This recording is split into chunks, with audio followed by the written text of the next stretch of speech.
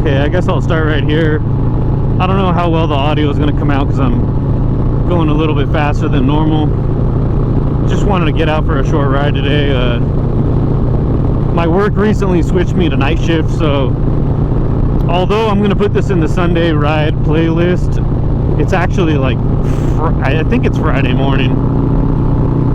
My days and nights are all messed up.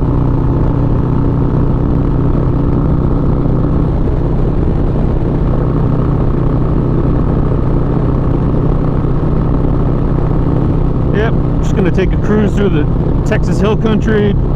Shouldn't even be that long, we'll see.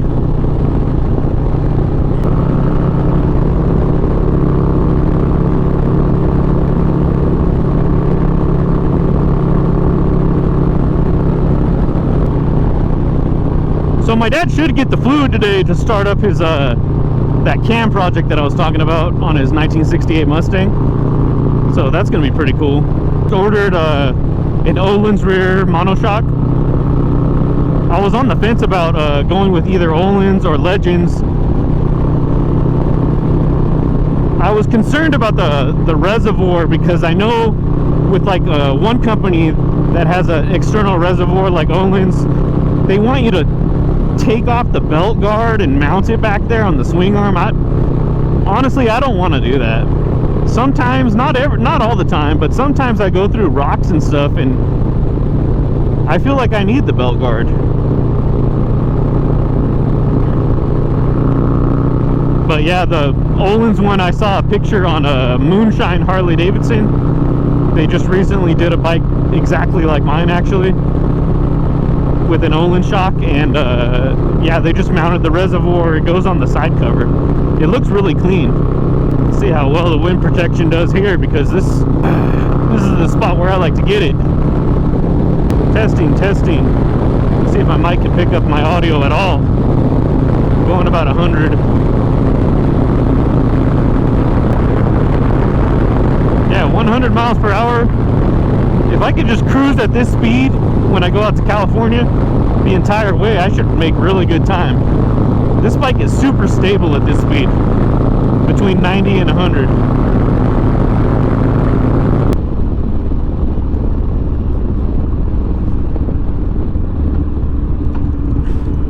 But yeah, that Ohlin's rear monoshock is going to be sweet. From what I hear, that's like a very noticeable upgrade. As in, like, you notice it when you're riding. I think that and the cam are going to be my two best upgrades. But yeah, while I was hesitant about the RW or the Ohlin shock with the remote reservoir, because I see that the other shocks that do have a reservoir, such as the RWD, like I was saying earlier, you need to take the belt guard off. I don't want to do that. Like look at this shit. These roads are jacked up out here. I need my belt guard. But yeah, I really want that remote reservoir, just simply because you know, I got those Viking bags, so I'm constantly changing weight on the bike, and right now I'm having to take off the seat to put it to the proper preload or whatever. And since that Ohlin's has an external preload, it's going to be easy to adjust it on the fly while I'm on the bike. But yeah, the Ohlin shock I'm going to get, it's 13 inches. However, you can plus or minus adjust it 5 inches.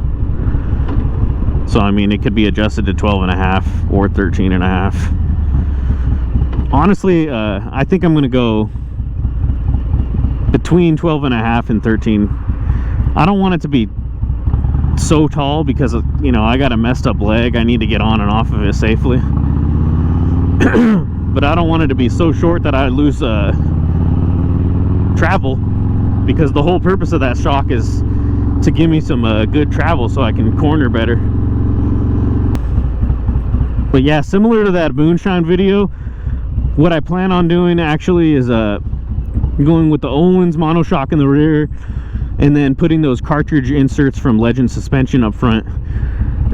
I would like to do the Ohlin's up front, but I like doing stuff myself, and if I do decide to go with the Ohlins, there's a lot more work involved, because it's not just a drop-in component just like the Legends is. Like, I was watching the install, you gotta take a torch to the lower leg. I don't know, I'm not comfortable doing that, to be honest. Or who knows, maybe I'll just take it to a shop and get it done, because having Ohlins all the way around, that would be, I mean, that's the best of the best. But from what I saw, the Legends, people are very happy with it up front. So, and honestly, anything's better than than the stock Harley Davidson crap. It's pretty bad. But yeah, with me moving to this night shift, it might ruin my plans to go out to head out to San Diego for July 4th. Honestly, I don't know yet. If I'm still gonna be on nights like the week before I go out there, I'm probably not gonna do it, because I'll be fresh on the sleep schedule, and it's not safe to drive during the day while I'm still adjusted to nights. Like right now, if you notice, there's a bunch of traffic, because this is really the only time I can ride early in the morning, first thing in the morning. I just got off my shift.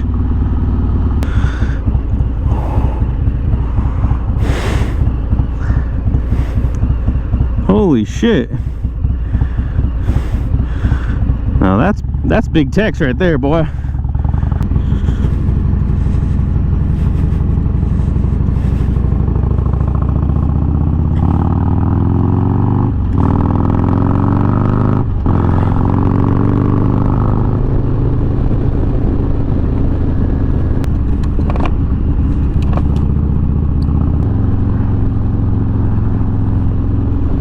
Okay, to recap, I ordered the Ohlin shock.